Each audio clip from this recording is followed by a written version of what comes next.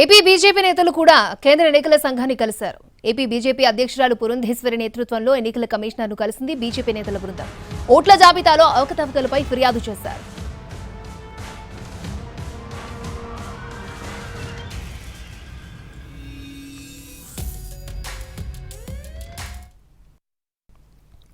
Epic cards duplication ఏదైతే ఈ identity cards electoral identity cards ఉంటాయో వాటి డూప్లికేషన్కి సంబంధించినటువంటి రుజువు ఇవాళ ఎలక్షన్ కమిషనర్కి ఇవ్వటం జరిగింది.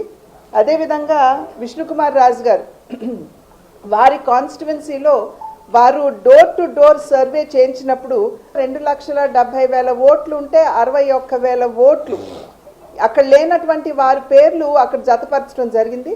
వారు అంతకుముందు రిప్రజెంటేషన్ చేసినా కూడా దానికి సరైనటువంటి కరెక్టివ్ మెజర్స్ ఏదైతే తీసుకోవాలో అక్కడ లోకల్ ఒఫీషియల్స్ కావచ్చు, మరి అదేవిధంగా అక్కడ కలెక్టర్ గారి దృష్టికి కూడా తీసుకెళ్ళటం జరిగింది. అది జరగనటువంటి సందర్భంలో ఇప్పుడేదో చేస్తాము అని చెప్తున్నా నమ్మకం లేనటువంటి నేపథ్యంలో ఇవాళ చీఫ్ ఎలక్షన్ కమిషనర్ గారికి దానికి సంబంధించినటువంటి